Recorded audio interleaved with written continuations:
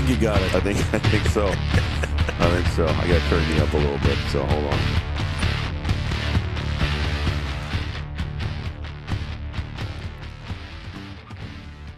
All right, you ready? I'm ready. I was ready a long time ago until that guy walked in. I'm telling you, it's like a black cloud or something when he walks in the room, and then everything just goes haywire. It's funny. Welcome, everybody, to the Giants Coaches Show, and it's presented by Giants and brought to you by Red River Communications and Cable Channel 28. You want to turn my headset up a little more? I could probably do that. Oh, wait, I turned you up instead of me. How about that? That's maybe better. Yep. Is that better? Thank you. That's what As our long as we don't producer get guy any is. feedback from him again. Well, he walked in the door, and you surprised him with a steel chair because you didn't want him to have one of these nice fancy ones. Right. We should have done that on camera. He goes, you should have done it on camera. I go, I know. We should have. So anyway, we got him a decent chair. So. We did. We kind of cleaned the place up a little bit. We did. Look at this. We'll have to give a tour once we get everything done. Yeah. Behind the scenes, I guess. Yeah, we got more stuff planned, but yeah, it looks good. And so we got a good start on it anyway. It's turning into a home. Yeah, well, we hope so. Yeah. Little man cave. Yep, there we go. All right, welcome again to the Giants Coaches Show, and it's presented to you also by Red River Communications, Cable Channel 28. I'm Joe Schreiner. He's Brian Watson. He's supposed to be the producer here tonight. I am producing. I'm just making sure that we're on 28. You said we're on 28, so I had to look down and make sure that we were. So and it was. Yeah, we're working. Okay. Yep. All right. So anyway, welcome again, everybody, and we're at the Giants Coaches Show, and we're now joined here by Jeff Ralph. And Jeff, we've been picking on you and having fun with you here, but welcome aboard and Happy New Year. Happy New Year. Yeah. That's why I come about 10 minutes early. Yep. Watch him sweat. Start pushing buttons and unhooking stuff. And oh, man. It was really good until you sat down. So I'm glad. Maybe we should take the chair away, and then things would be normal. How about that? Yeah. You're sitting down with my chin on the table. Right, exactly. Because at about 6:45, Brian and I were testing everything. Yep, it's all working. All we got to do is go live. And right. Jeff sat down, and here we go the other way. So. Glad I could help. There you go. All right, Jeff, welcome aboard again, and Happy New Year to you and the team as well. And right now, off to a good start. We're at 5-1, and we had one postponement here early in the year, the first game of the year with Thompson. But other than that, you've been kind of on a roll. Won 4 in a row, lost one to tough Kindred team. We'll talk about that in a minute. But again, you're at 5-1 and looking pretty good so far this year. Yeah, the boys are really playing well. I think, I told them again last night. We've found a way to make plays. We have some bad stretches where we just turn it over. But we've managed to overcome that 5 times, and I think last night we saw that again. We saw that at Castleton in the third quarter. We had a stretch of a tough run, and I just think they found a way, and that's kids making plays. Last night, in that game, we're down by I think 9 or 10 in the third quarter, and pretty soon, boom, it's a 2-point game. We get a couple 3 steals right away, and then end of the quarter really well. Got a score. JD got a steal in the bucket at the buzzer, and now we're down 2 instead of 10, and kind of all those games have gone that way where we've had somebody step up and make a play, and it seems like every night it's somebody else, and that's really a good thing for us, I think, because we got different guys who do different things. We've had Jaden as a leading scorer. We've had Trey as leading scorer. Braden had the huge night against Shanley with 26 right before the new year. Cooper and both Cooper and Trey at Castleton, hitting big shots, hitting big threes for us, and then last night JD comes off the bench and kind of subbed in for Bjorn, and Bjorn had a really good first half, hit a 3, 5 boards in the first half, had an assist, a steal, and really a good first half, and then JD comes in and plays the second half and scores 9 of his 11 points in the second half and has 5 or 6 steals in the second half. That's crazy. It was just, that one position, those two combined, That's pretty good output for Right. those two guys. Yeah. 14 points, 7 rebounds, or 6 rebounds, 7 steals. I mean, just really good output. But it's been a combination of guys and different guys every night.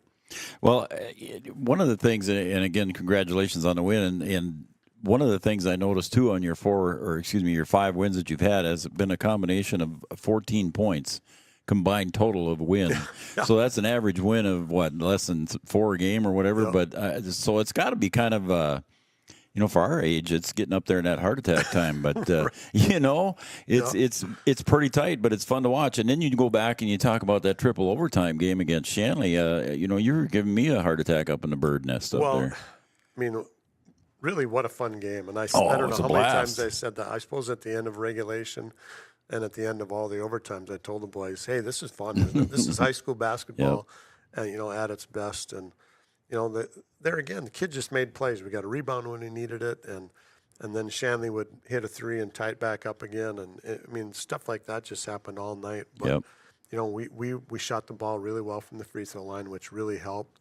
I kind of joked in my comments about the game. If we'd gotten Braden a little bit of rest, maybe he would have made some more of his free throws. He shot a good percentage, but he missed some down the stretch. But still, the kid. I mean, for a kid to have 26 points, that's such a big night. As a sophomore, And he can get to the rim and finish, but shooting pull-up jumpers from 15 feet, and I don't know when we've had a kid who has a stroke like that on that jumper, and he's really been solid for us.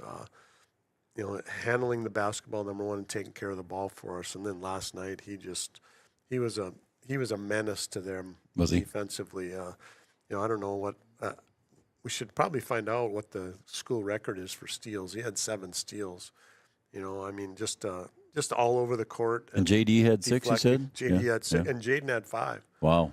So we had 20 steals in the game. I mean, that's pretty good. Unheard of. And 20 steals, and you think, well, you probably ran away with the game, and we didn't. I mean, it was a tight game. It was a 2-point game with 1 second to go, and then Jaden thankfully made 2 free throws and iced it for us. So, really, I mean, I think it's what Division A basketball is supposed to be. Yep. You look at the teams in our league. Every game is tight. We go to Kindred and lose number by 1 team 30. in the state. Yeah. I mean, I did not expect that. I was expecting a good ball game, and they were on a roll. But when you look at Hillsborough and Kindred, that's a 10-point game. Yeah. I mean, they're right in that game, and they have a little bit of size. Maybe they helped them with that a little bit, but I think that's what our league is meant to be, and we've just been fortunate 5 times to be able to pull out a win, and that I mean, all the credit goes to our kids. They found a way to dig down and get a stop when they need it, get a turnover when they need it, or get a bucket when they need it. And last night, I think Trey spent quite a bit of time on the bench in the first half, had some fouls, and then for that kid to come in the fourth quarter and knock down 2 huge threes, I mean, just his confidence and his belief in himself, and then for his teammates to get him the ball so he can knock it down. So I just think we found a way every night, and we've had a different guy every night, which has been a lot of fun. I was just going to say that. It seems like there's somebody different every night. And you talked about Trey a little bit, and before we went on air there, we talked about the Central Cass game, too. A nice victory there by 4 points for you.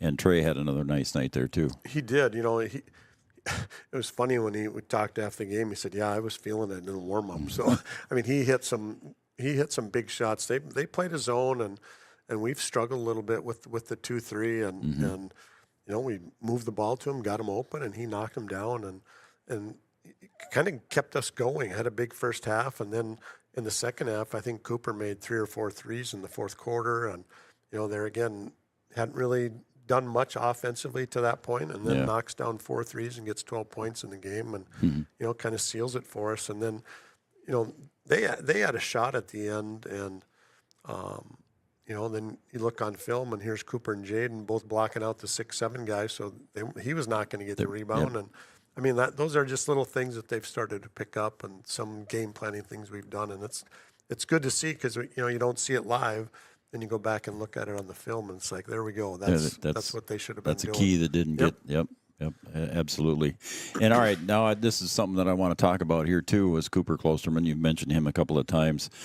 Just the great play that he's having, and the aggressive play by Jaden King. To me, comparing Jaden King as a junior to a senior, it looks like a little more aggressive Jaden King. Way and more in the play aggressive. of Cooper Klosterman. So we talked about that after the Kindred game. In the first half, Jaden was, I think, 3 for 5, and Cooper was 3 for 4 or 3 for 5. So they were like 6 for 10 in the first half. Mm-hmm. And we were shooting 20% in the game. But those two guys, wow. And we kind of got away from that. They sped us up a little bit, and we started to rely on jump shots, and we didn't put the ball where we needed it to go. And that was maybe a good lesson for us, that, we got to kind of work through these two guys. And we had some good looks and from the perimeter, and we had some good looks from Cooper from 3. But I really think the ball needs to go through those two guys. And when it does, we're successful. And you look at last night, Jaden King with 23 points. Yeah, and got to the awesome. foul line, made 7 of 11. He was 8 of 13 from the field. I mean, just a great night for Jaden. And almost a double-double, I thought. And and right there, and against a 6'9" guy. Yeah, how about that? I mean, Jacob Brandt's a big kid. He's 6'9", and is a problem offensively for us. But Jaden really, just kind of found his spots and found some ways to get to the hoop and score. And I think really one of his best nights as a player for us, just with who he was going up against. So and then when you look at the stat sheet last night for Cooper, he had I think what has he got here? 4 points, and he has 4 assists and 2 rebounds. But the kid he's guarding, Landon Olson, he's a double-double at halftime kid. Okay. Friday night, I think he had 14 points and 13 rebounds at half against Ada Borup. Yeah. And his offensive efficiency, it's got to be the highest in the state. I mean, the kid, if he touches the ball, and he did last night too, I think it was 3 for 6, but he touches the ball, he scores. Mm-hmm. And if he doesn't get the ball in their offense, they shoot it and miss it, and he gets a rebound. Then he puts it up and gets another rebound, and then he puts it in, and we foul him. You know, I mean, that's kind of his deal. And and I thought Cooper did such a good job on him. Held him to 9 points, held him to 8 rebounds, and almost a double-double. But that's what he's been getting in a half. And Cooper held him to that for a game, and I thought that's pretty good. He was in there. We put Jackson DeVries in the first half in on him. And Jackson got a bucket for us, which is big. Mm-hmm. We had Landon in there on him, just kind of trying to push him and give Cooper a break. But, for the most part, it was Cooper guarding him. And the job he did on that kid is really phenomenal, because the kid is a scorer, and Cooper shut him down. I'm glad you mentioned Landon and Jackson, too, as well, because they're giving you some good minutes off the bench as well. So. And we need those two guys. Oh, absolutely. They're not going to be 6 minutes in a quarter unless we get some foul trouble, but the 2 or 3 minutes they give us have really been big to give Cooper and Jaden some rest. So. Yeah, absolutely. All right, let's take a look here. What's coming up now? You got Oak Grove coming up tomorrow night or Friday night? Friday night. Brian's playing tomorrow night. For Oak Grove coming up Friday night again, and Oak Grove struggling a little bit this season. They're 1-7 coming in, and so you can't let the guard down though. So you got to keep the boys amped up. And how did practice go tonight? Looking forward to Oak Grove. I thought tonight was really one of our best after game practices. We didn't look as sluggish as we have, and I thought we were pretty good, and we pushed them pretty hard. We want to pick up on Friday and defend in the full court. I think we can, maybe pressure them a little bit, but that's where we're going to get our energy. That's where we got our energy last night in the game. It wasn't a huge crowd in Hillsboro, but it was like just a bunch of people just sitting watching a game on TV where there wasn't a lot of energy in the gym until we got going in that third quarter. And I think on Friday we're going to have to create some energy with our defensive play, and if we can do that. They are down. That's not the Oak Grove team that we see in the region tournament when they come and play at NDSCS. They've had a tough year, but I think just from watching them, I watched them one game right after Christmas, and then I watched their their game with Shiloh the other day. They're playing a lot better, and so we have to be ready. I think every team in our league is capable of beating anybody. So we got to be ready, and I think we will be. I think they know that this is traditionally a good team, and they're starting to figure stuff out. So we'll be fine. All right, Coach, you got anything or B-Dub you want to ask the coach before we let him go? I just wanted to make a comment on Bjorn Kubala and the defense that he's been able to supply for you. His ball pressure has been pretty good, really good, and I think at after the game, we maybe Bjorn's grade on the game would have been like a D-. Yeah, and then you watch the film, yeah, and you go, wow, Bjorn had really a fantastic first half, and then just kind of never got rolling, and then JD came in and did. Yeah, Bjorn's stat line. He's 1 for 2 from 3. He had a big 3 for us. He had 5 defensive rebounds. He had an assist, a block, a steal, all in the first half. Yeah. I mean, he's doing some things. He's a long-armed kid. Yeah, he is. His arms are long, and he just makes it tough. Yep. And then, then on the flip side of that, we bring JD in, and the kind of a different guard, but he's like poking and those things, and so we really had a good mix of those two guys last night. But Bjorn's been really good. Yeah. And he's kind of been our guy when it hasn't been Cooper knocking down 3 or Trey. It's been Bjorn, and he saw a few go in tonight. And I think he feels a lot better about how he's, that piece is a big piece for us. And defensively he's been good, but knocking down some threes really helps him too. Yep. All right, Coach. Well, good luck to you and the boys Friday up in Oak Grove, and hopefully everything goes well and get another W and keep improving on that record. That'd be great. All right, Coach. Jeff Ralph, head coach of the boys Huskies. Let me start that one over. You going to start that over? Yeah. Okay. Head coach of the Wahpeton boys Husky basketball team. Is that better? It'll work. Okay. It'll work. We'll take a break. We'll be right back. All right.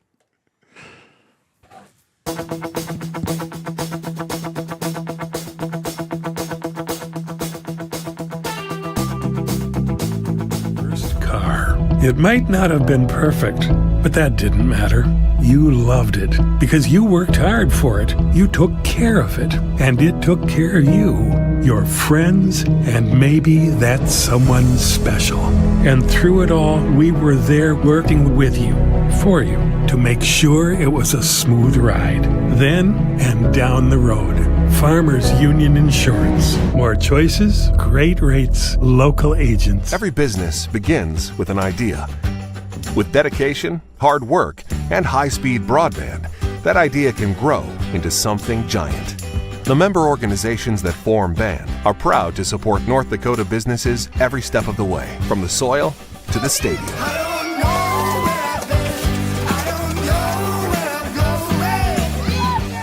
The Broadband Association of North Dakota, helping North Dakotans grow bright ideas into big business. Smith Motors in Wahpeton, we make sure that when you need a vehicle, we'll find the perfect one that matches your lifestyle and budget. Like the eye-catching Chevy Equinox, the powerful, always dependable Chevy Silverado, or the rugged, hard-working GMC Sierra. Since 1960, Smith Motors has provided an excellent automotive buying experience. From low-pressure sales to high-quality service, our customers always come first. Find your new Chevrolet or GMC today at Smith Motors. Small town friendly, big town deals.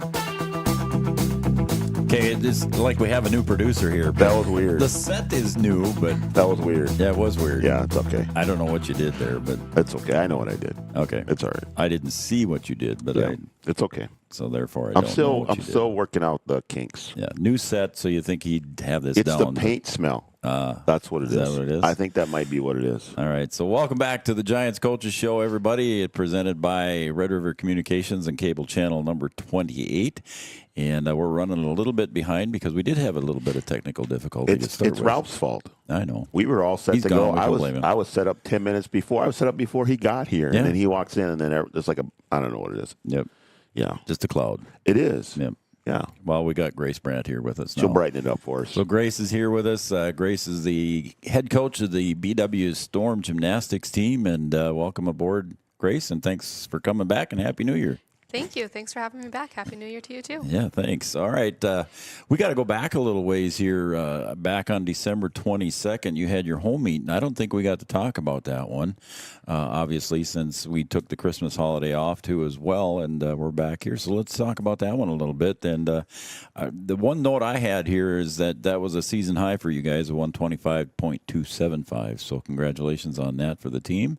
And let's talk about that meet a little bit, your home meet. Yeah, thank you. So our home meet back in December, it was our parents' night, it was our senior night, and it was the first night that we had all 4 of our girls compete since November 28th. And so that was a really big moment for us to bring all of our girls back. We had one coming off of an injury, experiencing just some whiplash symptoms.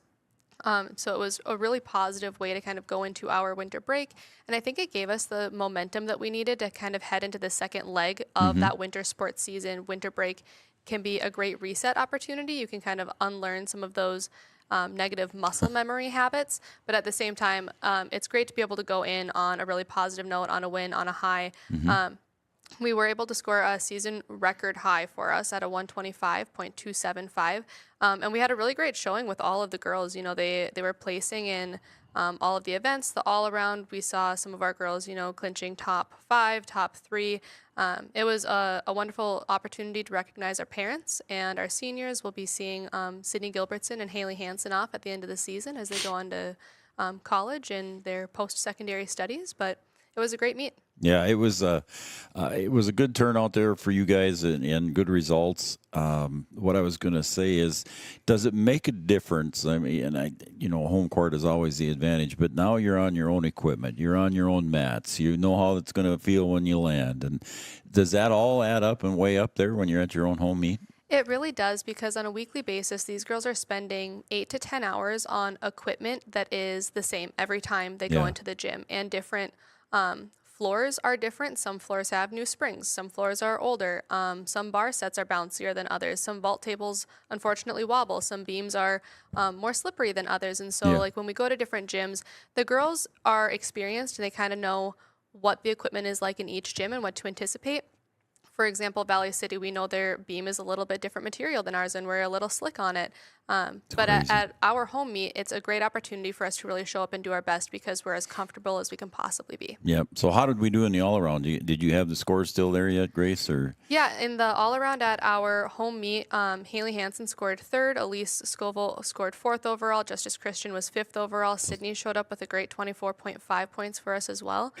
So although we are a team of 4 this year, and all 4 scores always count, the girls continuously show up, they do the work, they support each other, they're working towards that team goal in individual events. All right, before we go on to the Valley City meet here that was on Friday, a dumb guy question here. I've got to ask you this question now. Do you need to have 5 girls on the team because I was looking at some of the state totals, stats, placings, that kind of thing, and I saw something about you need 5. Am I wrong? You only need 4 for a team score. The beauty of having 5 is that if you have more than 4, so 5 or more girls competing, you can take the top 4 Best scores. 4, okay. So maybe someone falls twice on beam, but you have 4 girls that stick their beam routine. Okay. You can take your top 4 scores, and that goes into your team score. Okay, that's how it With works. only 4 girls, every time they get on a piece of equipment or an apparatus, the score they get counts, and we really don't have wiggle room, which brings a layer of intensity to the season, but Sure. I think it also really drives the intentionality that these girls are showing up with, and they know this is my one shot. I am doing this for me. I'm doing this for my team. I have to pull my weight. Yep. All right, let's go on to the Valley City one. Thanks for answering that question there for me. Again, a good result in Valley City there. I see a 2nd place overall. So how about that? Yeah, it was a great meet for us to go to. We like going to Valley City. They're one of the closer drives we make throughout the season. Yeah, it's been a big season full of driving, and it will continue to be, but it's well worth it for the girls. We placed second overall as a team, and again, on a lot of different events, we had the girls placing first, second, and third. For example, in vault, Haley got second, Justice got third, Elise got fourth by 0.05 of a point. So it's great to be able to see the skill that these girls are bringing to the season. We're continuing to work on some skill upgrades, but we're also, fine-tuning some of the technique that they already have. But they did great. We had a really good day on floor. Beam was a little bit more difficult, but again, it's different equipment. It's a different environment. Every gym is going to just present a little bit different mindset when we get there. When you talk about the beam and the different material and different things, what is that thing, 4 inches wide? Yep.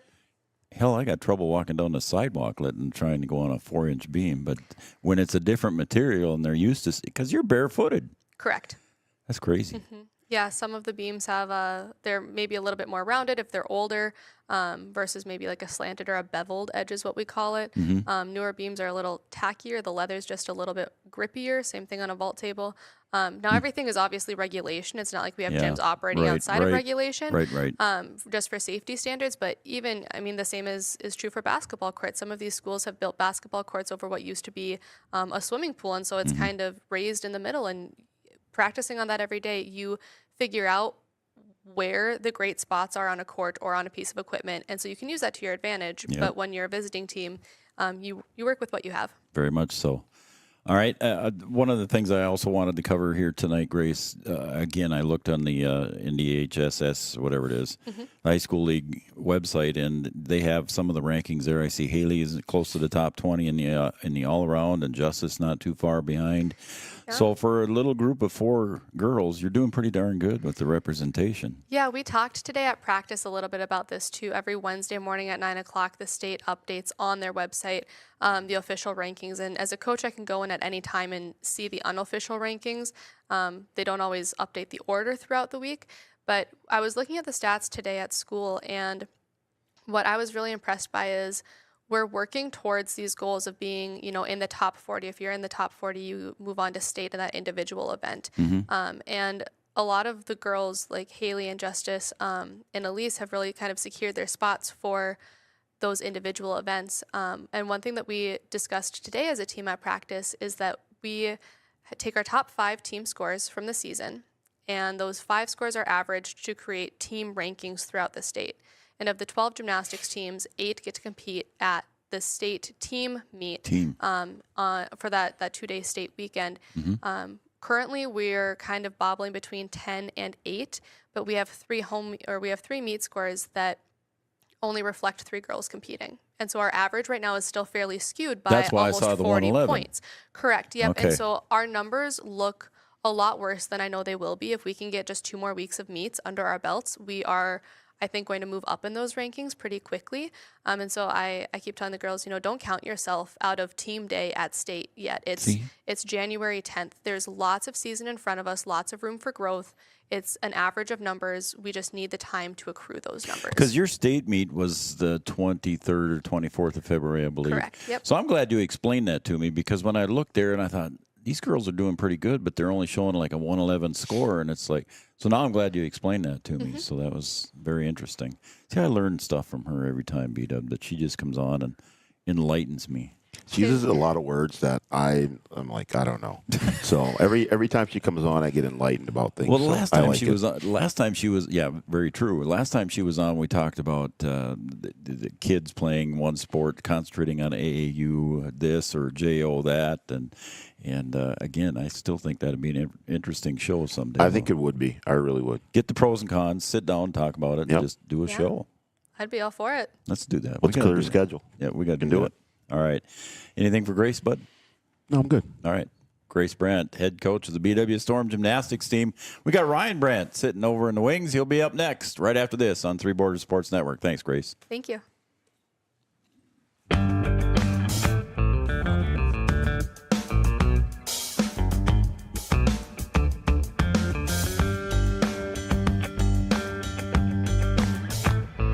Farmers, be ready this planting season by contacting Yield Advantage for all your seed and planting equipment needs. They carry high-quality products from Precision Planting, Intelligent Ag, Copperhead Ag, Outback Wraps, Ware Parts LLC, Midwest Seed Genetics, and more. Yield Advantage can help your planter from basic service parts to liquid fertilizer setups. All of the latest technology and often significantly less than buying a new planter. Be ready to hit the field by contacting Yield Advantage, 218-517-7878, or online at yield-advantage.com.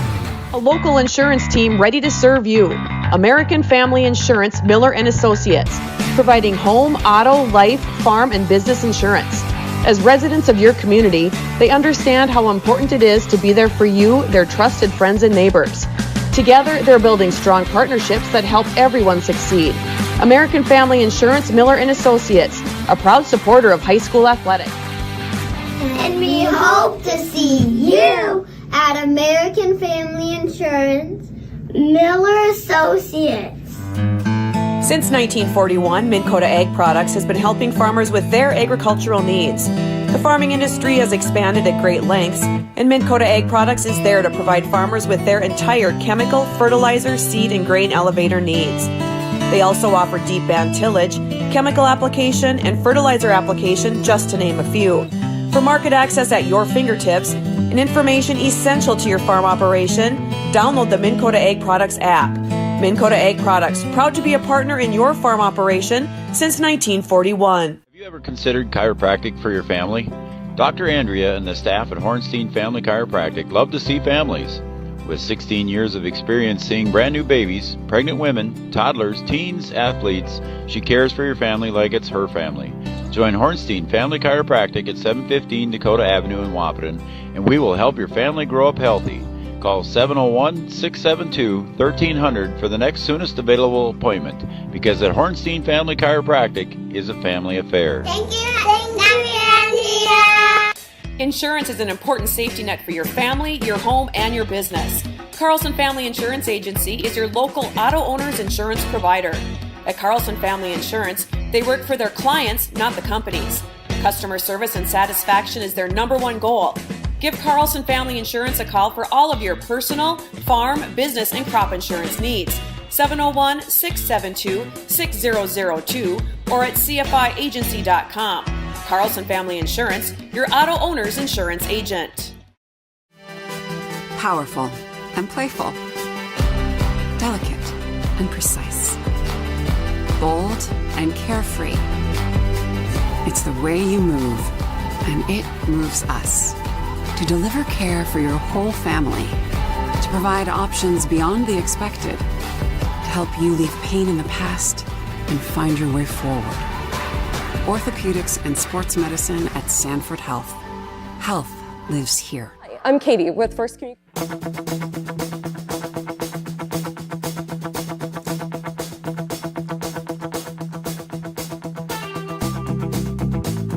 Welcome back, everybody, to the Giants Coaches Show, presented by Giant Seeds and Snacks, and also brought to you by Red River Communications and cable channel number 28. I'm Joe Schreiner. He's Brian Watson. Beat up, we're cruising along. Everything's working pretty good right now, so Right, I'm happy. So okay, so we'll move there right along, and we'll talk to. Well, Brian he right works then. with Ralph, so we got to keep our Yeah, there fingers you go. crossed. Yeah, we had to blame Ralph first. So right, so we got that's to why keep. we're running a five minutes late here. So Ryan Brandt joins us, head coach of the BW Storm Wrestling Squad.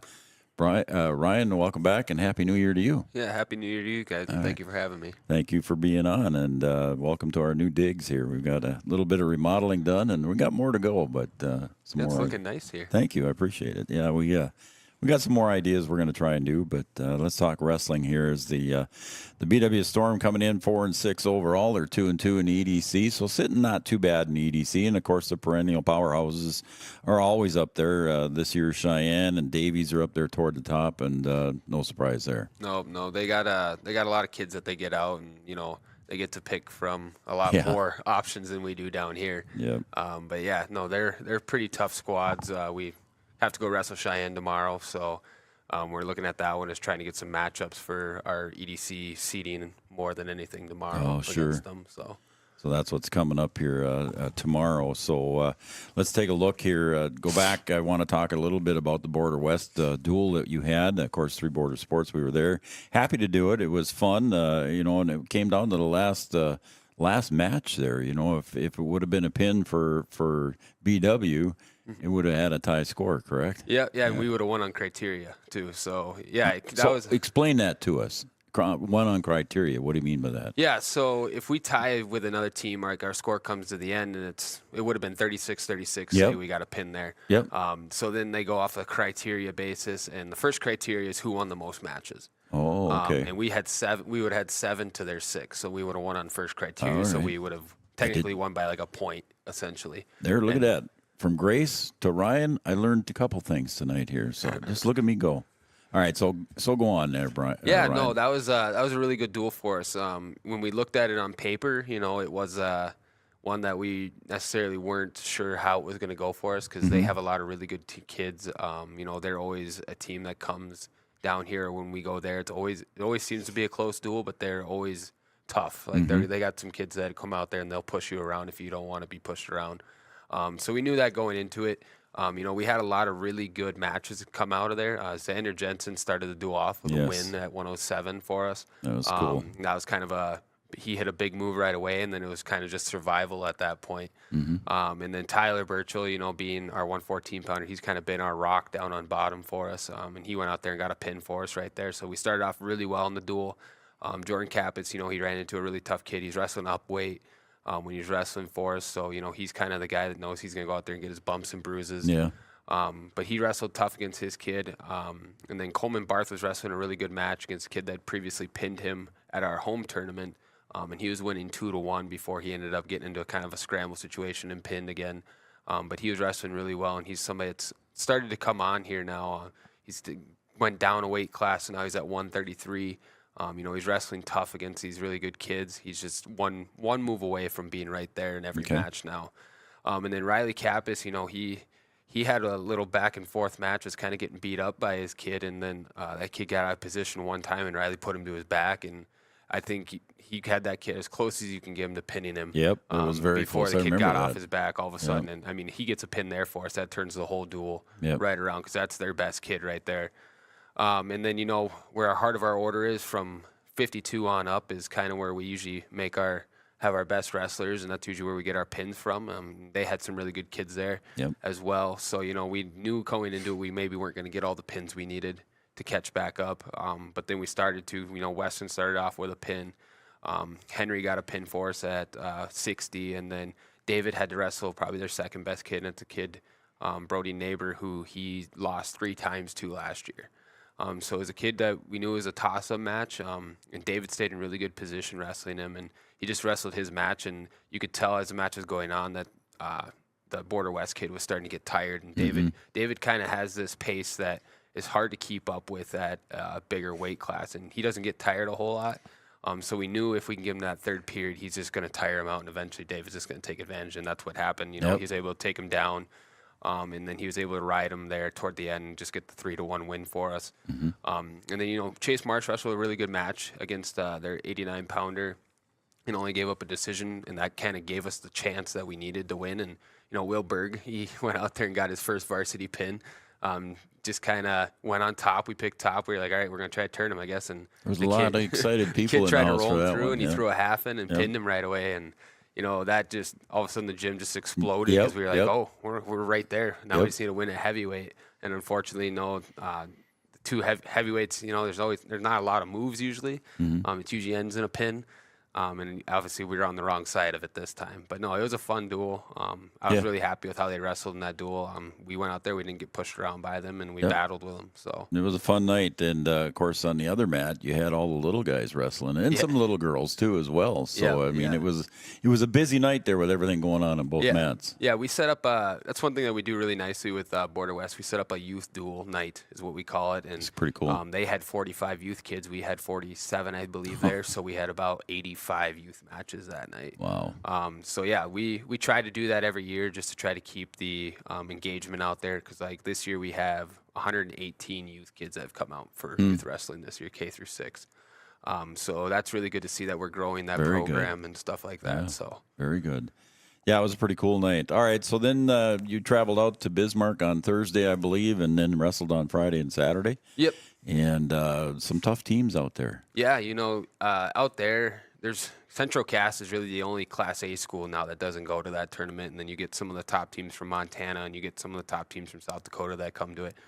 So you do get a lot of really good kids there, especially in the varsity division. They got rid of their second chance tournament, so if you go 0-2 or 1-2, you'd get put in the second chance tournament out there, and they got rid of that 2 years ago, which is unfortunate because it was really beneficial for a lot of kids. But so now you see teams that take those kids that maybe would be 0-2 on varsity or 1-2 on varsity, they put them in the JV, so it makes the JV tournament even tough now out there. But yeah, no, our kids went out there. We wrestled really well. I thought, from my perspective, we battled in a lot of matches. David went 2-2. He lost a tough, close one to a really good kid from Bismarck Legacy, who's probably number 2 in the state. And then he ended up having to wrestle that blood round match at 12 hours from when we started. Oof. So he was kind of exhausted by that point. Yeah. But he just lost a tough nail biter there. Stylistically, just didn't match up with us. And then, Riley Kappas got a win out there, which was big. Coleman Barth got a win out there, which was nice to see. Henry went out there and battled 2 matches, didn't give up a pin out there, which is good. Chase Marsh didn't get pinned out there. We had a lot of really close matches on the varsity side of things. And then on the JV side, we had 5 JV guys end up placing on the JV side. We had Nashville Blankenship took 4th at 107. Jordan Kappas took 2nd at 114.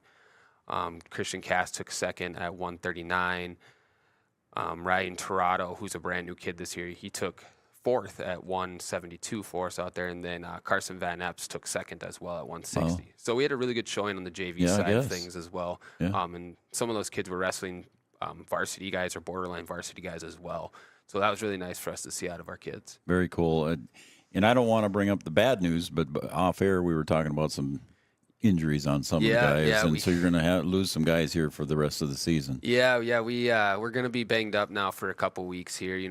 Jordan ended up breaking his elbow. He has surgery on it tomorrow, so he's out for the year. And unfortunately, it's the same elbow that his older brother Riley broke last year at this tournament. So we got kind of same tournament, same elbow, same gym. So we kind of have a running joke that the Kappas boys can't wrestle year 2 out in Rotary anymore because they're going to keep getting hurt, I guess. Yeah. After year 2, then they can go back. There you go. But no, we kind of have that running joke. And, Tyler Birchall was wrestling with a bum thumb when we wrestled Border West. And we came back, and it was a little worse. So we ended up getting it checked, and he has a broken thumb. We're hoping that, the doctor said 4 to 5 weeks, and that 5-week puts us right the week before EDC. So we're hoping to get him back right before EDC and letting him go free on that point. And then, we had a kid get a concussion out there. And we had another kid have a knee injury and things like that. So, and Henry hurt his back out there. So, yeah, we're a little banged up now. So we're trying to get healthy before the end of the year. For EDC, yep. All right. One thing, just my observation, I wasn't watching you all the time, of course, but you're pretty cool on the bench. You just you don't get excited like some guys. I mean, when you got one of your assistant coaches, Hunter McCall, flying off the chair all the time, you're pretty calm and cool compared to him. Yeah, no, that's kind of our thing. I get up. I get upset sometimes, but I'm usually more upset when I get out of my chair. I'm kind of the more calm one. Hunter's the one that's doing the splits or on his belly, looking around, yelling things, and so it's kind of our partnership we have there. I stay kind of calm, and then usually if I'm the one that's getting upset or getting wild, he's usually calm, and he's usually telling me to kind of calm it down and sit down a little bit. So, yeah. That's funny. All right, give us an update on the girls. You got some of the girls that are out there for wrestling, too. Let's do a quick update on them. Yeah, they didn't go out this weekend with us. Trayton had a wedding obligation, so they didn't end up coming out with us this weekend. But, we tried to give them as many matches as possible. Two of them wrestled a match against Border West. Grace Kozowski ended up getting a pin there. Cameron wrestled a tough match there. And then tomorrow they'll go up to Fargo South and wrestle against 4 teams. So they each should get about 3 matches up there tomorrow. And then this weekend they go up to Moorhead to wrestle again. And they've kind of been off since middle December outside of a couple matches here and there. So they'll be busy. Yeah, they'll be finally getting busy this week and next week again. So there was 4 girls? 5? Yep, 3 girls that are consistent that we have. They're getting better every day. Every match we watch them wrestle, they're doing something different. And we had a person in town here, a female in town here, that's come in and kind of helped out with them as well as like a volunteer who has some wrestling experience, and they're taking a lot of appreciation of her coming in and stuff like that because she can be more hands-on than we can as our male coaches and stuff. So they're enjoying that as well. Oh, that's good. And do you foresee, I mean, those 118 or whatever it was, are there a lot of girls in that group there that are coming up? We actually have 4 youth girls that are 6th graders. They'll be 7th graders next year. Okay, so they might be interested. Yeah, so we're at minimum hoping we got 7 next year. We're hoping maybe this year, with the 3 that we have, maybe they can recruit some other girls to come out next year, and we can be in the double digits hopefully with that team next year. That's pretty cool. All right, B-Dub, you got anything for Coach? I'm about ready to. No, I like that he's calm on the bench. I could probably learn a few things from him. Brewer's the calm one on our bench, and you got the bad knees. I try and stay calm, but you can't get up. No, I was impressed. So I try. But once I'm up, I can't sit down. I was very impressed. I mean, I didn't see him off his chair very often, but I wasn't always watching him. Of course, it seems like that's a sport where you would be a little more into it and off your seat a little bit more. But hey. Yeah, that's why I got Hunter. It's a good transition. He'll do his splits and get right on the mat, and I'll sit there and tell him things. So Hunter will do the physical stuff for you. Yeah. All right, that's Ryan Brandt, head coach of the BW Storm wrestling team. Thanks again, Ryan, for coming in. Thank you guys for having me. Yep, good luck tomorrow. So against Cheyenne. All right, we'll be right back. I see Jordan Christensen stepped in, so we'll talk to him coming up next right here on Three Borders Sports Network.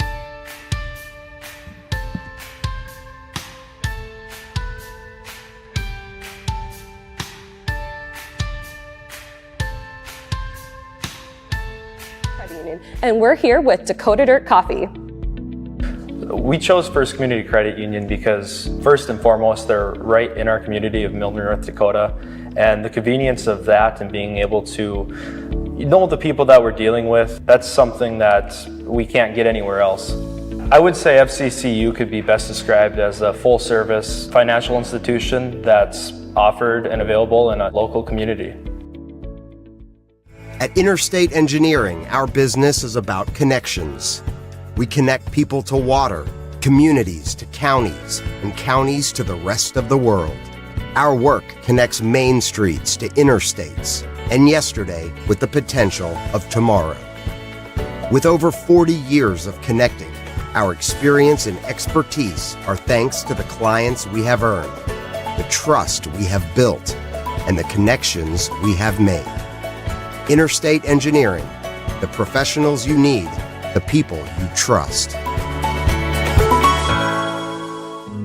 Getting you back to what you love. We are Optimum Rehab. For over a decade, Dr. Tony Eggeman has provided physical therapy services for the people of Wahpeton, Breckenridge, and surrounding communities. We're a small practice that sees our patients as individuals. Through hands-on techniques, our patients have their treatment plans tailored to their exact needs. Sprains, sore muscles, back pain, achy joints, rehab following surgery, you name it. Optimum Rehab is your answer. When you need exceptional physical therapy, you need Optimum Rehab.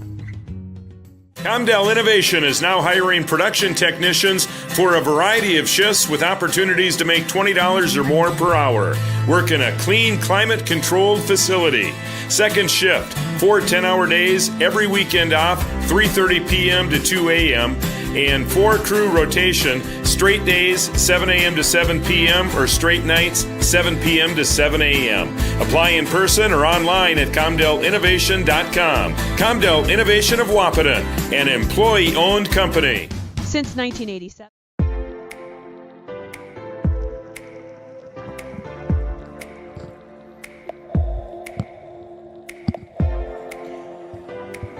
Testing 1 2 testing. It's good. Is it? It's good. We're rocking and rolling. Welcome back, everybody, to the Giants Coaches Show, presented by Giant Seeds and Snacks, and also brought to you by Red River Communications Cable Channel number 28, our own cable channel. Here's what I'm going to say. Okay, here we go. Uh-oh. Hang on, Jordan. Because Coach Grace said it. We've been off for a little bit. Yeah. So I might have unlearned a few things.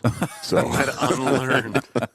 She did say that. She I know, used that so word. I'm So just- now he's all I'm just hip about saying. unlearned. I might have unlearned a few things, but I think they're slowly coming back to me. Okay. So right now we're rolling. You're good. pushing buttons. Yeah, and we're everything's rolling pretty looking good right now. So I'm all we're happy doing about is it. just because of Jeff Ralph for 5 to 7 minutes behind. Yeah, exactly.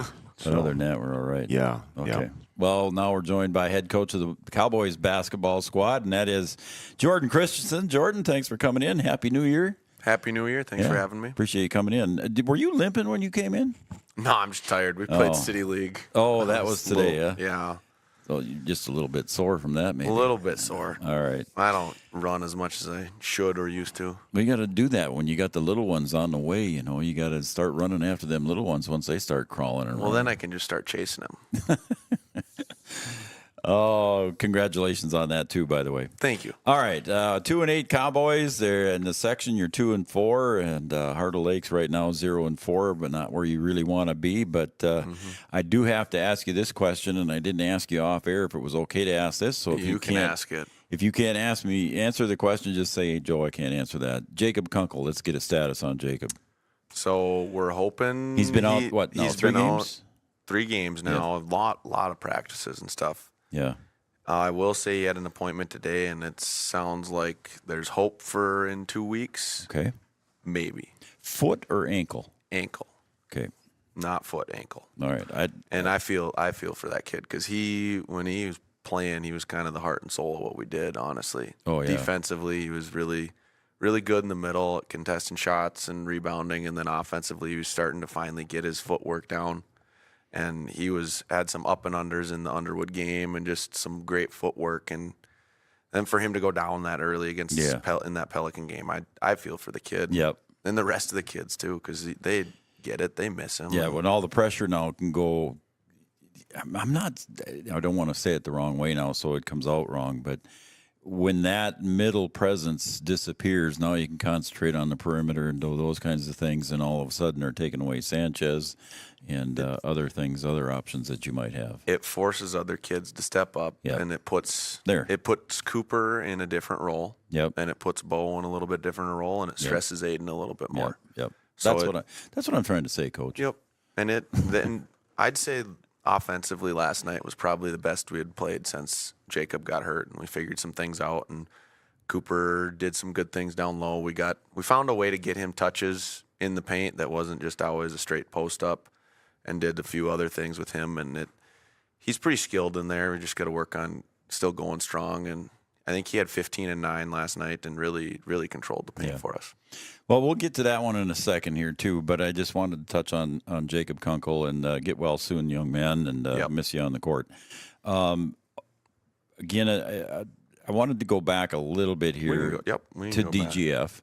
DGF, you had them at home the other night, and they came out, and you battled and battled early in the game, and then you end up losing that one to DGF.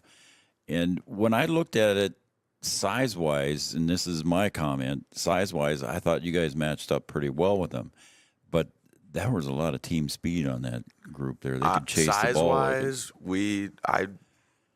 I'll take our chances there. It was the team speed, and then they were just so aggressive. Oh, my goodness, and they were aggressive. Coach Clark up there this year, I don't know. Usually they, for the last few years, they had relied on Leach, their stud. But this year they are just in-your-face defense, and they got a bunch of athletes, and they send in another wave of them, and it's tough. And when we started getting in foul trouble, started turning the ball over, and, I mean, we talk about it all the time, and the turnovers really bit us there. Yeah, I didn't think DGF had an impressive record. I can't remember what it was exactly when we they had played DL twice and Moorhead once. Right, so they'd gone to DL, and that's where some of those losses came from, and that's what's kind of surprised me. And it's like, okay, so maybe they are a little tougher. Well, they are number 1 in the HOL right now. They're 4-0 in the HOL. That's true. So they beat Pelican, which that's a really good win for anybody. Yeah. All right, so let's take a look then. Last night you traveled up to the big city of Twin Valley. Twin Valley. How about that? That was a trek. That gym reminds me of had a little bit of a Campbell vibe to it. Yeah. Playing down or watch my cousins play down there. It was a small gym. JV and the C squad, or B squad and C squad, played really well. Both those teams ended up getting wins, and they shot it really well, those two groups. We'd been doing a lot of shooting over Christmas break and just working on footwork as far as catching and shooting it, because we had some things to fix as far as getting your feet ready, hands and feet ready for catching and shooting. And I'll say some of these young kids that were really shooting it well, like Chase Kruger, Jaden Riggs, Charlie Eggman in the C squad, they all hit a bunch of shots. And then in the B squad, Gavin Hoffert and Charlie Krejcia were like, just as soon as they were touching it, they shot it. And every time you're like, okay, that's probably going in. It was seeming Shooting good there, it confidently. So that's good to see with those young guys. And I got to plug them every once in a while. Oh, absolutely. I'm glad you did. All right, and you had some nice performances by your guys too in this one. It was a tough loss, 77-69 up there in Twin Valley to Norman County East. Ulen hit it all. Yep. And I've got some of the stats here that you emailed to me earlier. But again, Aiden Sanchez, Cooper both had nice games. Double figures points. Bo and Caleb Albertson all in double figures for points. Yep, we had 4 guys in double figures, and Aiden he started shooting the ball well. Like, it was just a matter of time. He is a good shooter, and he had been in a little bit of a slump for a couple games, and DGF really got to him. Yeah, like they were. So then he kind of came out and struggled a little bit in the first half, but then second half he turned it on and got us back in the game. We were down, I think, 12 at one point in the second half. Had it to about 5 a couple of times, and then we're right there towards the end, and had a few things not go our way, and then 3 by Cooper rim out. I think that would have cut it to 3, and it was a good performance for our guys. Just defensively, we have a few things to fix as far as recovering to shooters. We're good on the ball a lot of times, but then in the gap, as soon as they make the pass, we're a little bit step slow reacting and getting a hand to the close out to the shooter, and we worked on it today. We're going to continue to work on it and hopefully get there by March. You'll get there, and the boys will do well. All right, tough one tomorrow night there, Coach. You got Perham coming up, and that's an 8AA school and Section 8AA, and they're always tough, but Perm's not tough. Quite as tough this year as they have been in the past. Perm lost a lot last year. New coach, new system, so they're going through it a little bit, and they still are going to be physical, and they have some size. I think I saw them at 2-8. They're 0-3 in conference as well. They're 2-8, so. winless in the HOL. Yep. So hopefully we can go out and get one that kind of shocks people, because I still think it would. If we get that one, and people would be a little bit surprised. But I do think our guys are in a good spot. I mean, the way we were shooting it yesterday in the second half, and then today in practice, we were doing some shooting drills and just playing up and down for a little bit, and we were shooting it pretty well. Good. And hopefully that can travel, and if we can get stops and rebound the ball, we'll be in a good spot. So you go from an older gym, an older classic gym, let's call it, up in Twin Valley, to the Palace over here in Perham. The Hive. It's got to be just quite a difference here for the kids, and quite an experience to go over there. I don't know if they really even think about it, Don't they? honestly. God, I would. I would. Like, now you go to DGF. Yeah. And their gym is... They've got a nice gym now, too. I know nothing against Perm, but I like DGF's gym better than Perm's. I haven't been in their gym. new one DGF and their new gym I really like. And yeah. So I don't know, a lot of the HL Pelican's schools are got getting Pelican's got a nice one. Getting to have really nice gyms again. And I don't know, I think they're used to, I don't think that'll be too much Not on that their minds. big a deal to these guys anymore. Probably not. Well, back when I played back in the Peach Basket days, that was kind of fun to get to a new gym. So, but that was a long time ago. All right, so one of you guys are going to get your first conference win tomorrow night. So let's make it the Cowboys, right? Yes. Let's go get it done. All right, and then you wanted to talk about the kinship a little bit. Yep. Let's do that. So kinship, there's a Lunch Buddies program through the school, and through my new role with the school being the dean of students, I'm helping out on the kinship board now. Okay. But we are looking for lunch buddies. So anybody that would like to, it's a twice a month commitment, and you'd come in and eat lunch one-on-one with a student, and it's a great experience for the kids, and just to have a connection with an adult in the community. And you play board games and eat for like an hour.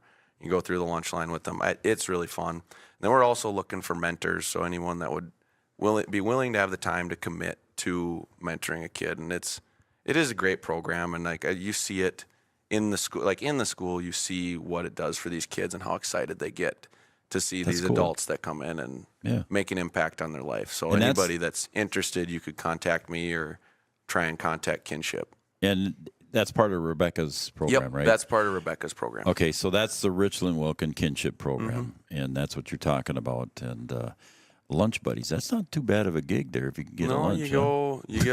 You get your lunch and you eat lunch and then you play some board games. Yeah, it's school lunch. This is fine. Hard to pass up free lunch, though. I know. Wow. Is it free? I got to pay for it. You can either a business can pay for it or you got to pay for it.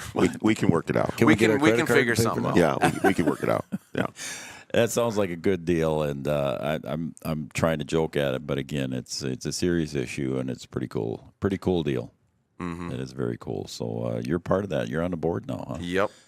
Rebecca had any arm twisting to do that, and she got you on that for that? No, it was more Kelly Larson working at the school. She's like, I'm gonna be done. You want to do it? She's like, you kind of have to. Yeah, I was gonna say it's like you're gonna do it.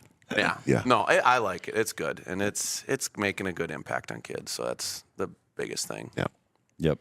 Very good. That's a great cause, and just best of luck with that too. So Thank you. if you got any interest in that, contact Jordan or somebody at the school, and they'll get you in contact with you. Yep. Okay. All right, Coach. Good luck tomorrow night at Perham, and get that dub. Thank you. Go Cowboys. Let's get it done. Cowboys. All right, so there's Jordan Christensen, head coach of the Cowboys basketball squad. Bogey's here for his very first time with us on the Coach's Show. Bogey will be up next. We'll be right back.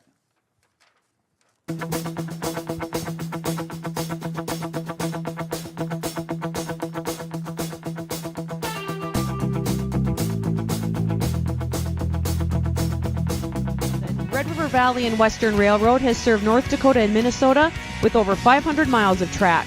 Red River Valley and Western handles shipping, freight car repair, storage options, and now transload services. With over 30 years of experience in the railroad industry, they know dependable service is what you strive for. Red River Valley and Western is proud to be a part of the community since 1987. Founded in 1972, Mindak Farmers Cooperative is owned by nearly 500 sugar beet growers and has a rich history of sweetening life in the Red River Valley. Join Mindak's team today. In addition to an excellent pay and benefits package, they are currently offering a $2,000 sign-on bonus for all full-time positions, which includes sugar loader, packager helper, extra gang, and yard person helper. Entry level starting at $19.78 per hour, plus a $3 per hour shift differential. Apply online at mdf.coop/careers or contact Zane 701-671-7777. No matter what time of year, a farmer's relationship with Red River Grain Hefty Seed never changes. Red River Grain Hefty Seed works shoulder to shoulder with area farmers to attain the highest possible profit for you.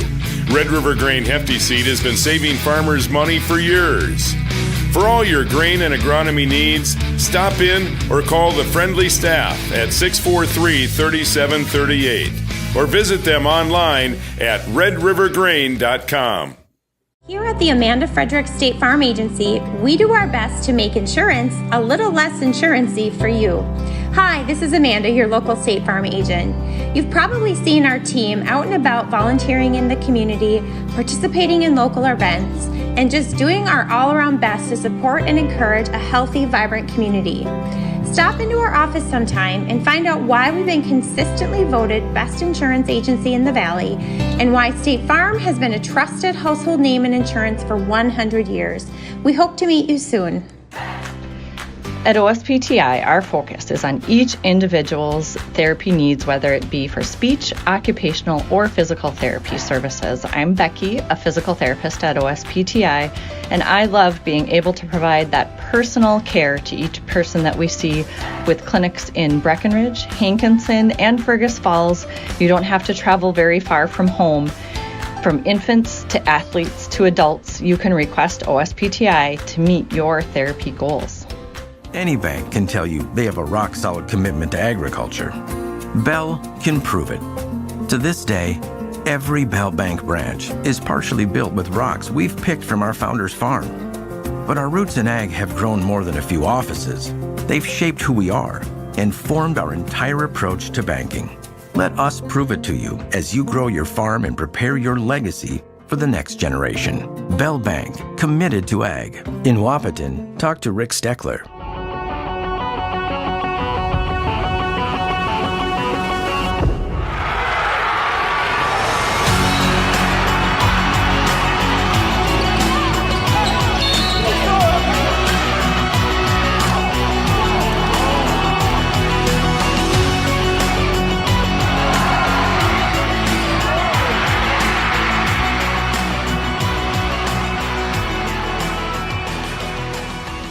Your business.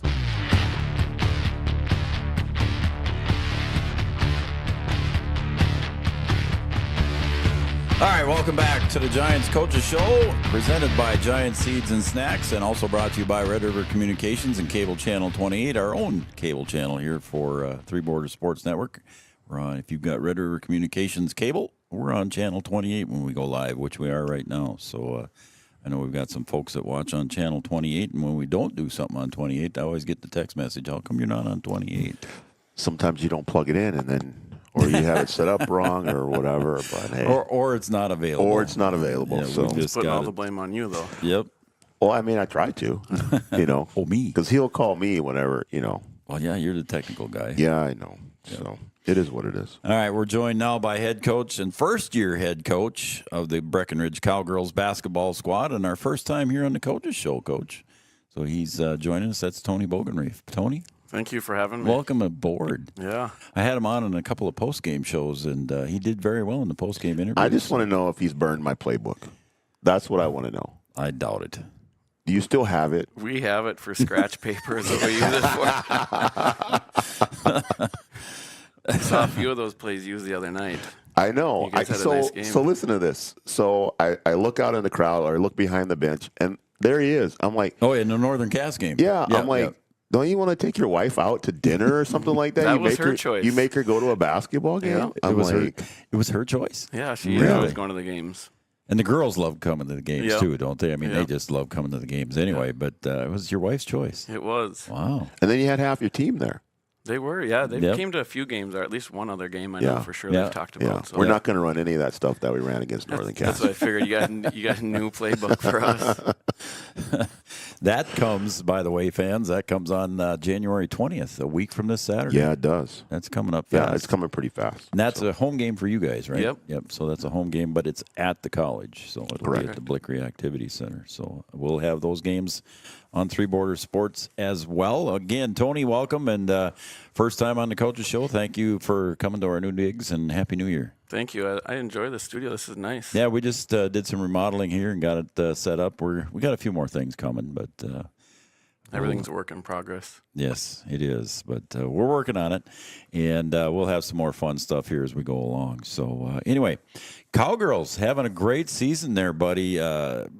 9-3 overall section. You're 3-0 in the conference. You're 4-2. Maybe that could be a little bit better if you wished. But if you wished upon a star, that might be one of your wishes. But one of the things, and I mentioned it on the broadcast, and I think I maybe mention it all the time, you have 0 seniors. So this is a young squad. It is. We have with the 0 seniors, then we have the 2 juniors. Yeah. And the rest are younger than that. And the rest are younger than that. And I think I talked to you about it. About Jonica goes down, and she's played for a few years already. Mm-hmm. So not knowing what to expect going into those next few games, and our younger girls have stepped up. Few girls playing one half here and one half there, and combined they've really stepped up as a whole group. Yep, it's fun to watch. It's a fun squad to watch there. And you mentioned too with Jonica going down, you lose an excellent ball handler and almost 10 points a game. So they've recovered well from that. Yes, they have, and we've had some other girls step up into those roles, the scoring roles, and I'm sure we'll get to that as we get on into the scoring and the stats. But I've been overall happy with how everybody's picked up on her minutes and her scoring. Yeah. All right, let's go back a step here, Coach, before I get into the Benson game. We'll talk briefly about that, but just how many years were you an assistant coach over there at Breckenridge as a JV coach? The last 5 years, and then I coached with Watson and Wahpeton for those 2 years, and before that I was with Dennis Sumption for 1 year. Okay, so it was Breck with Dennis 1 year, then the Watson. Did you learn anything over there with him? I learned how to get after the refs. Oh, now come on. That's how just, not to get a technical. Yeah, right. Yeah, he does a good job of getting after him and not getting teed up. That's just totally uncalled for. Wow. Were That's you, funny. Were you on staff when I got kicked out? No, I was not. Yeah. Okay. There you go. So he didn't learn from me. Okay, but he hasn't. I haven't seen him getting a tee yet. Have you got a tee yet this year? Nope. See, not this there you year. go. Pretty calm. Wait till a couple weeks comes. We're gonna get him riled up over there on his side over there at science school, and then and we'll see if I can work my magic and get him one. All right, let's go back to business then. January 5th, you went down to Benson, Minnesota, and came away with a big win, 98-57. And I saw your comments. I think it was on Facebook or something, or maybe it was on the Daily News. You weren't sure if that was a record for 98 points or not. Have you dug into that at I all? have not. I would have to guess, but I have heard some of those early 90s teams had some teams that put up quite a few points. Oh, I have okay. not been confirmed. There are some books up in our basketball cupboard that I could probably go through and check, but I just haven't gotten the time to do that yet. Okay. Yeah. You do have a full-time job. Yeah. Besides coaching. Right. So, yeah. All right. So a 98-57 victory. Again, just their leaders, if you can remember those. I don't know if you got the stats for it or not, but in the 17 threes we hit that game, I would guess 17. Yeah, 17 of 34. So we shot 50%. So 51 of our points came from threes. You hear that? 17 to 34 from three. I'm not looking forward to this game. I'm telling you right now, these guys can shoot it, and I mean, they can. We got a couple games before, but I gotta try and figure out what we're gonna do defensively. I'm not sure. All right, 50% from three. We just wanted to make him nervous. That's right. And it's kind of been our MO, I guess, as far as just if we shoot it well from three, we know for sure we got a shot and win in the game. And the girls went into that game confidently. We've dropped two before that. So they know that they had, get the lid off the rim right away, and it started falling, and the girls had a lot of fun in that one. I bet they did. 98-57 victory. So, all right, so let's go back to last night. Again, there was a game that you saw here on Three Border Sports Network, an overtime victory here against the Holly Nuggets, and 84-73 win. Just your thoughts, first of all, about the thing, about the game. You came up afterwards, and we talked off in the post-game show about it, but just your thoughts again on that game. We had that. I think we got up by 12 at one point in time, and then it slowly started to slip. I think you brought that up last night. Yep. And between timeouts and foul trouble and just not getting our girls rest, I felt like it started to slip. And we went into one of the timeouts, and the girls all had their head down. I'm like, it's a tie game right now. Yeah. You guys got to have some fun. Yep. And then they came out, and they did have some fun at the end there. Yep. It was a lot of. It was nice for Emily's free throw at the end to bank in, and then she normally doesn't bank. No, free she throws, doesn't. I'm sure. No, she Nope. doesn't. She's kind of got a bank nice one. arc on her shot. Yep. And but it did. It went in, and that's what put us into overtime So and gave us a shot. The bank free throw put it into overtime. That's right. If she'd have banked two of them, we would have been done in regulation. That is correct. Anyway, go on. And then going into that overtime, we end up holding them to 2 points. Yes. And that was awesome. And Parker had a nice overtime there. She had, I think, 11 in the overtime. And then we had 13 overall. Just a nice win. Just there not to- what you not yeah. what I knew going into the overtime. We had a little bit of momentum on our side, but to hold them to 2, and then overall Izzy steered to 15 points. We were really happy with our defensive effort. Okay, so we talked about that a little bit in the post-game show too. The defensive effort there by Sydney Roberts and Emily Gowan on Steer, Yep. and Steer hit a couple of threes, I think, if I remember correctly, at least one, if not Yep. two. But again, when you put Sydney on her, I mean, Sydney was right on her jersey the whole time. So Sydney's playing that kind of pressure defense. Yeah, she ended up shooting 12 threes. Actually, Steer did. Yeah, she shot quite a few, but didn't and make. she did very make 2. 2, okay. But we did get lost on some screens a few times, and she had a couple open looks. Thankfully, they didn't fall. But like you said, Sydney and Emily, they were in her face the whole night. Yep. And you could tell she was tired just from having to have somebody right on her the whole time, coming Yep. off screens and just trying to create a shot for herself. So hats off to those two for keeping a score like her. And we made the rest of the team beat us, and they did have 5 girls in double figures. Yes, they so, did. Pretty even scoring for them. And you mentioned to me, too, that Brookshire in the middle there was going to be tough for him. And in the first, she didn't have a good first half. Aaron Bloffus did a nice job on her. But then she came to life in the second half when Aaron got in foul trouble. Yeah. And then I think she scored, was it 15 or something like that? Yeah, our huddle has 12. I don't 12, know exactly okay. if that's our official or not. Sometimes we have to Okay. fix a few things on there. But she had 12. She went 5 of 9 from the Yeah. field. And like you said, Aaron, she ended up playing right around 18 to 20 minutes, and she had 9 rebounds and 5 points, and she did just a great job on keeping her in check. Yep, absolutely. And then, and I did mention it in our post-game show, the overtime, we talked about Parker Yeage's record, and we'll talk about that in a second, but I also want to give Mariah Coltis another shout-out for the defensive play that she had, the rebounds. I think you had a stat in your that I didn't pick up on, but I knew she had a lot of rebounds, and you said you thought she had about 7 rebounds, and they were all in overtime. I'm not exactly sure. That's just the way close. it felt. It felt Yeah, like it did, all of didn't them it? were in overtime. Yeah, Yep. she had 6 rebounds last night, but it felt like they were all in overtime. She had her hand on every ball. If it wasn't hers, she had her hand on it for sure. She's been playing really well. Yep. Defensively, we thought she blocked that one towards the end, and they ended up calling her for a foul. But she does. She's long and plays pretty straight up and affects a lot of shots. So it's nice to have her to sub in for Aaron like that. I watched that about 3 times last night, and I still don't see the fouls. So I didn't either, but you got to live with it. Yeah, I'll keep my thoughts Maybe to I'll have to myself. stomp my foot a little bit, like somebody does. Yeah, we won't say who. Stomps his foot. Yeah. Got scuff marks all over the Right. floor when he kicks. And That's, again, it's uncalled for. I don't understand. I mean, I'm over there. I do what I do. Yeah, I know. So, yeah. All right, and then we got to talk about Parker's record-breaking night last night. Again, what a overtime she had. She had 38 points to break the record of 31. Carsey Materi was one of the record holders at 31. I think, I forget her first name, Steinborn? Sarah. She had 31, so the two of them were tied. But when I looked at the sheet there, Parker was already at number 6. She had like 26 for Last year, yeah. Yeah. And now she's at number 1, so she had a great night. And you said you didn't even realize she was that high. I had no clue. I typically don't look at our No, why scoring would you? up there, Yeah. and I'll check out fouls every now and then. I try to keep a close eye on their scoring.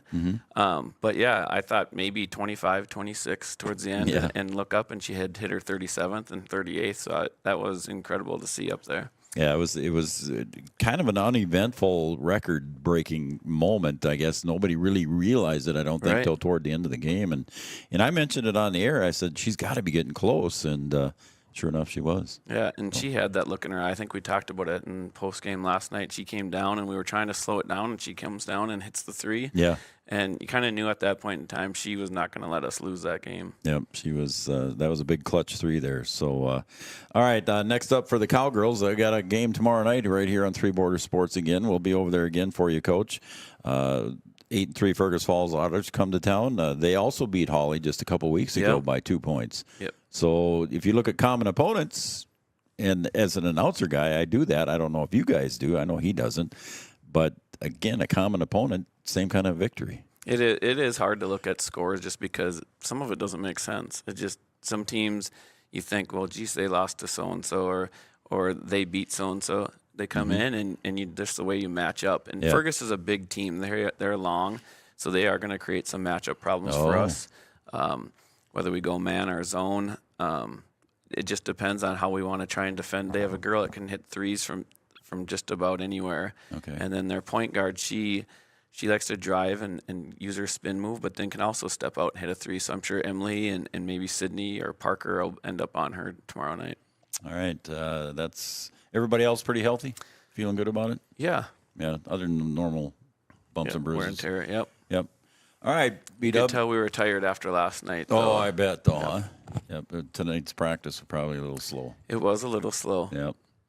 All right, B-Dub, you got anything there for Coach other than Kind of nice to be playing good basketball. It is. The girls, I've told them a few times in practice, you know what, some of them haven't played a zone defense in their life because they're coming from junior high all the way up to varsity or just from JV last year. You look at Piper, she's starting for us now, and she had 1 year JV under her belt, and that's it. And she's played some big minutes for us.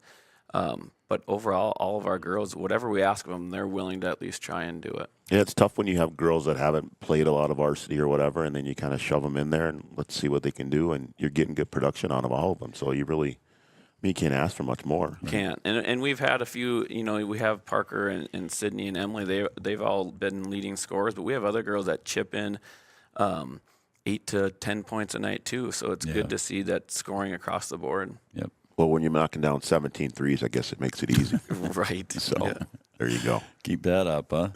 Well, Coach, I appreciate the stat sheets you give me every night that you come, and I'll see you tomorrow night. All right. Thank you. I'm supposed to say hi to my kids as well. Let's do that. Watching. Yep. Go ahead. Wave at them at the camera there. There you go. You got him on that one, Brian? Yeah, he's good. Okay. They probably want to see you too, I suppose, don't they? Well, they always want to see me. They bring you cookies, they bring me cookies. Yeah. So, What? Yeah. What? I'm just saying. Oh, Every man. once in a while, there might be some cookies sitting on the table. They don't want to get stomped at, I'm guessing. I can see that stomp. Oh, man. But anyway, all right. Thank you for your guys' coverage, too. You're welcome. And speaking of that, you got 7 home games in a row here, so this is number 2 of 7. Yeah, we were on right? the road right away, which was maybe a good thing for us just to not have that pressure of being at home. But our girls stepped up and won those quite a few of those games, so it will be nice to be home now for a while. We do have a nice set of opponents coming up, too. Yeah, you got Fergus Falls, then it's West Central, then it's Frazee, then it's it's not at home. It's a home game, but they're not at home over at Science against Wahpeton. And then Barnesville and Pelican after that, all at home. Yeah, quite the run there. Quite a run, yeah. All right. Thank head you, coach guys. of the Cowgirls basketball squad, that's Tony Bogenreef. We'll be right back with the head coach of the Lady Huskies stomping his feet. That's Brian Watson coming up next You right guys here. need to stop that. Come on now.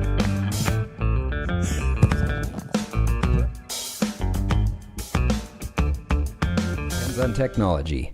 Digital Guru provides professional IT solutions you can trust to keep it moving forward. From redesigning existing systems to brand new builds, we offer your business managed IT services, including backups, cybersecurity, cloud services, remote desk support, and more. And don't forget, we also provide audio, video, security camera, and door access control installation. Focus on what you do best and leave the technology to the professionals. Contact Digital Guru today. Sometimes it's tough being a dad. Kids grow up fast. Hey girls, oh, love it.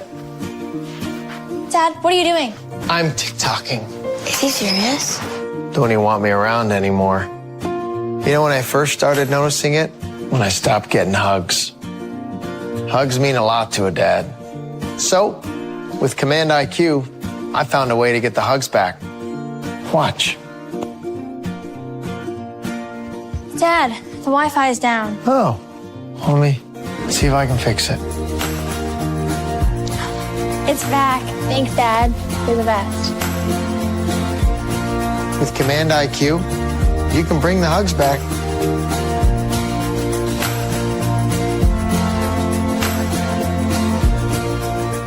No matter the time of year, there's never a bad time to get your ride sparkling at All Seasons Car Wash.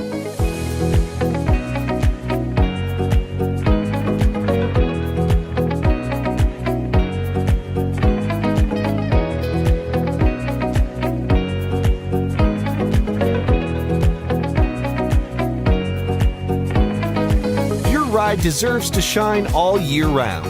We'll see you at All Seasons Car Wash.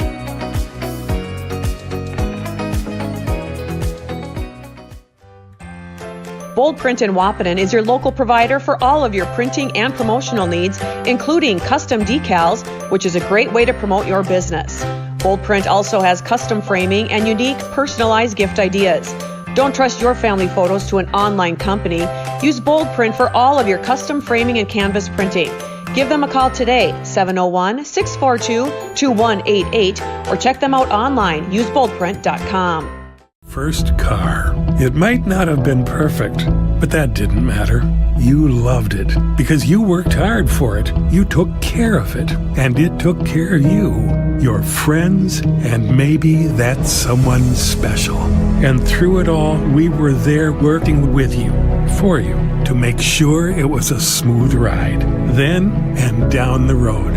Farmers Union Insurance. More choices, great rates, local agents. Every business begins with an idea. With dedication, hard work, and high-speed broadband, that idea can grow into something giant. The member organizations that form BAN are proud to support North Dakota businesses every step of the way, from the soil to the stadium.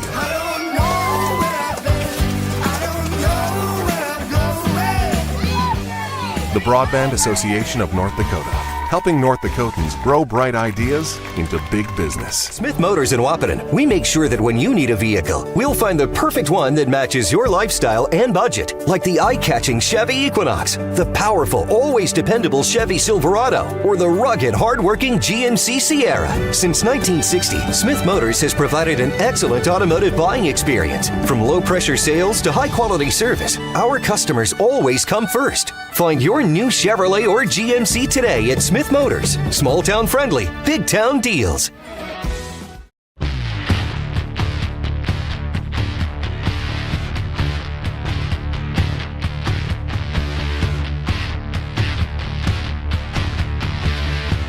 Welcome back to the Three Borders Sports Network, and welcome back to the Giants Coaches Show presented by Giants Seeds and Snacks.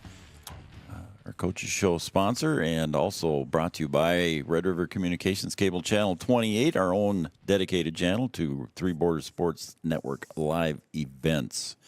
And right now, we're running a couple minutes behind, so we're going to talk to Brian Watson, head coach of the Lady Huskies. We'll just skip right to it instead of giving you a hard time about stomping and your producing abilities here. And well, I'm going to give you a hard time.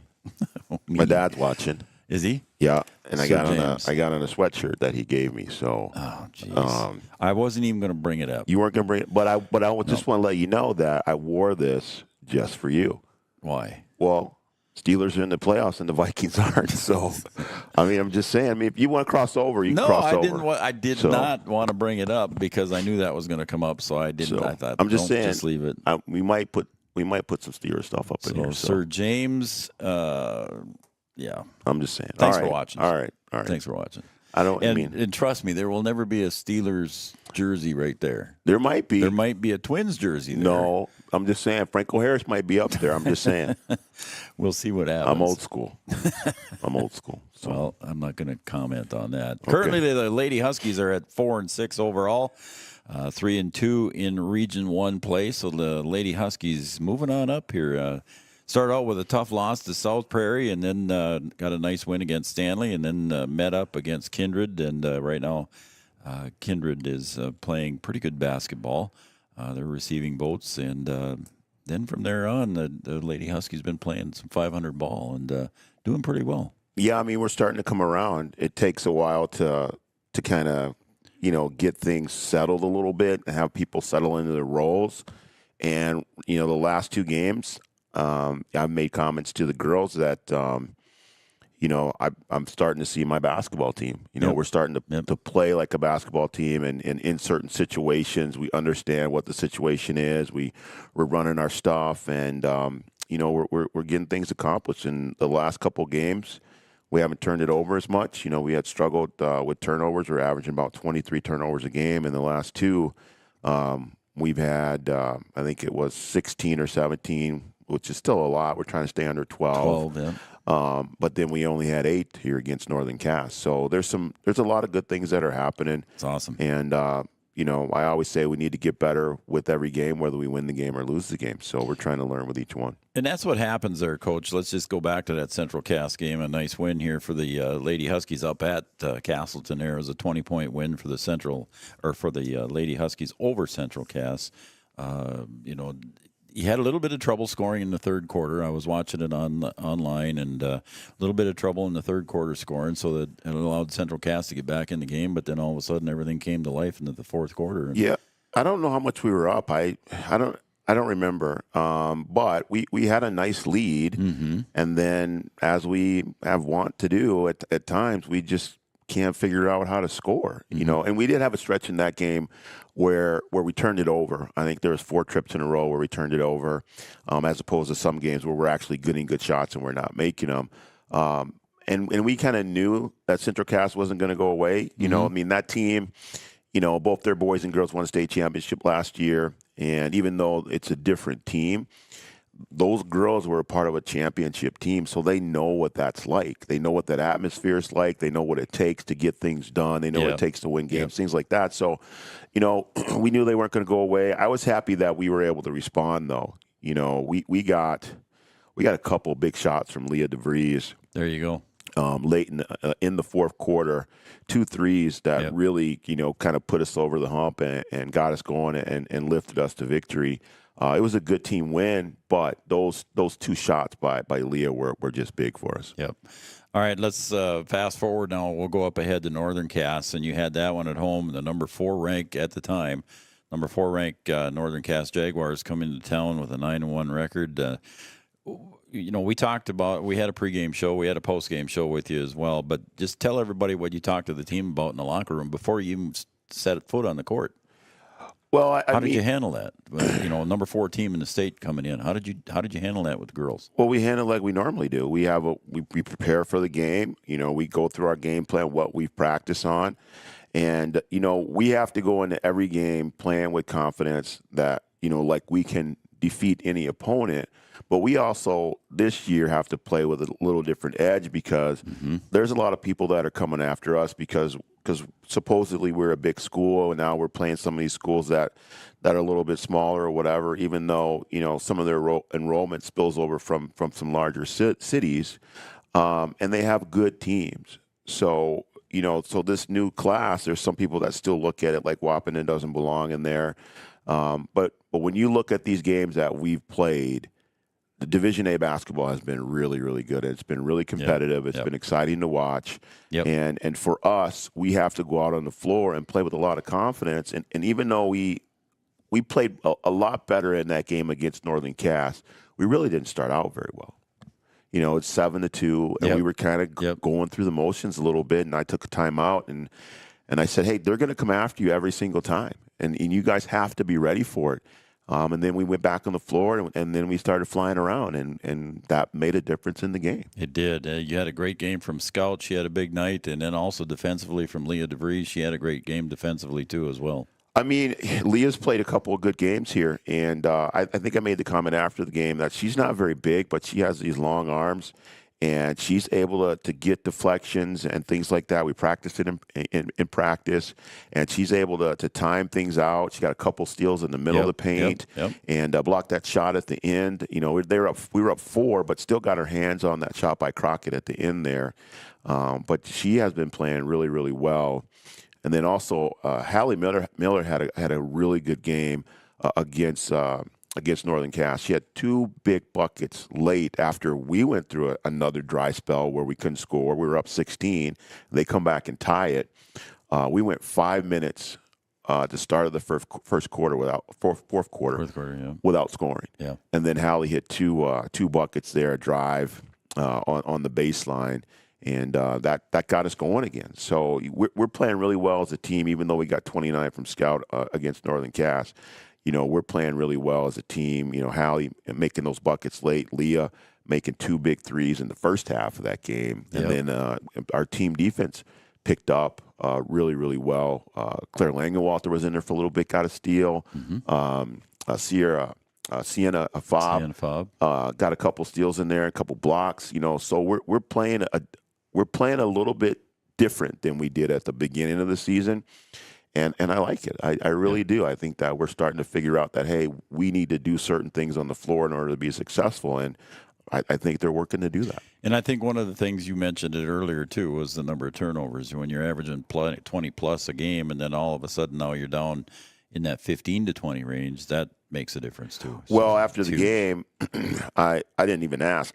Coach Lakin Brewer said we had 6 turnovers. We on our bench, we keep them 2.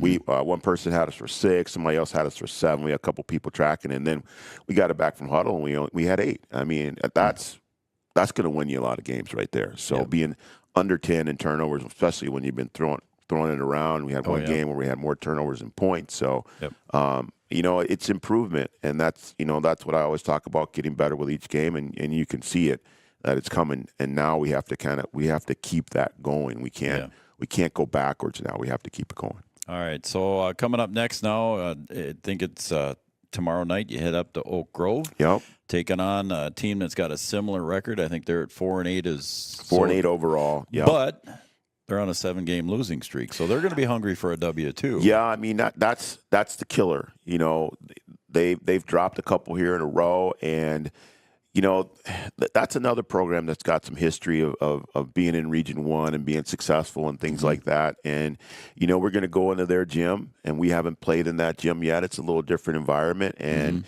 you know, Again, I think it's going to be another Region 1 game that's going to be an entertaining game. Both teams are going to come ready to play. And hopefully we can go on the road again. We were able to do that at Central Cass, but go on the road again and play some good, solid basketball and not worry about, you know, the game that we just had. Because I said after the game, this game's over. It doesn't matter anymore. It's a good win, but now it doesn't matter. We got to move on. And we have to take care of business one game at a time. And we got to go to Oak Grove, and we have to put up another good game to continue our good play. So you got Thursday, and then I know you don't like looking too far ahead, but then Saturday you got another long trip. Yeah, we go up to Thompson, that reschedule, and take on the number 1 team in the state. How about so, that? I mean, our schedule, it will. I mean, I said, you know, when we played Northern Cass, I'm like, we'll figure out where we are and where we need to go. Okay, I kind of know where we are, but we have to see if we can make it consistent, okay? And then when we get to Saturday, we're really going to find out where we are because that team's good. That's a machine up there in Thompson. And, you know, they've been in the state championship game a couple times in a row here. And I don't care what level it is, what division it is, that is a good quality basketball team. They can step into the EDC and play and mix it up in there. And we're going to have to go up there and be ready to play basketball. If we're not, it's going to be a really long afternoon. So I hope that we are ready to play. But first things first, we got to go to Oak Grove and take care of business there. Take care of business at Oak Grove. All right, buddy. Anything else? No. Selling purse raffle tickets? Selling purse raffle tickets like crazy. Yeah, so if you're looking for a purse, they could contact anybody on the team, coaching staff, whatever, parents, some of the girls' parents. Have access to tickets too, and it's a hot item, and they're going to be for sale until our last home game against Oak Grove will draw. I think it's going to be drawing. It'll be after that game live. We'll put it up on Facebook, and we'll draw. There's 6 purses that we're giving away. I think 4 of them are Coach purses, and 2 of them are Michael Kors. How about so yeah? I mean, it's been kind of fun. I mean, but they're flying off the shelves. The ladies like it. It's a hot ticket. It is a hot ticket. So. And we should mention too that the Cowgirls, they're doing their little raffle over there too for a 4-wheeler, I think. Yeah, Breckenridge has their raffle. Yeah, so we forgot to talk to Bogey and Jordan about that. Our Booster Club has their raffle too. Both of those drawings, Breckenridge and WAP Booster Clubs. They will draw at halftime of the WAP Rec game. Yeah, there you go. Yep. Okay, that's it. All right, do you have a play of the week set I up do for have me? a play of the week. Do you? So you want to take a break and come back for that, or what do you want to do? We can do it however you want. I mean, I am producing the show, but, you know, hey, it is what it is. You want to take a break? No, let's go right into it. You want to go right into it? Yeah, and then we'll come back and close it up. All right, that sounds good. All right, so here's our Comdale Innovation Play of the Week. Comdale Innovation. Let them show you how they can deliver your next project faster and better. Comdale Innovation Play of the Week. I did that without my glasses. Did you see that? You got 2015 vision. So here we go.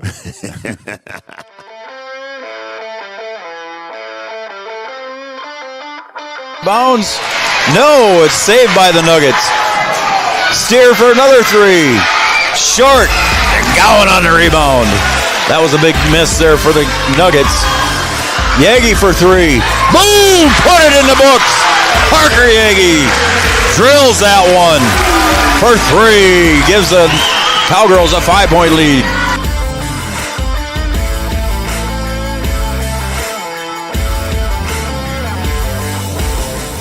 Comdale Innovation is now hiring production technicians for a variety of shifts with opportunities to make $20 or more per hour. Work in a clean, climate-controlled facility. Second shift, 4 10-hour days, every weekend off, 3:30 p.m. to 2 a.m., and 4-crew rotation, straight days, 7 a.m. to 7 p.m., or straight nights, 7 p.m. to 7 a.m. Apply in person or online at ComdaleInnovation.com. Comdale Innovation of Wahpeton, an employee-owned company.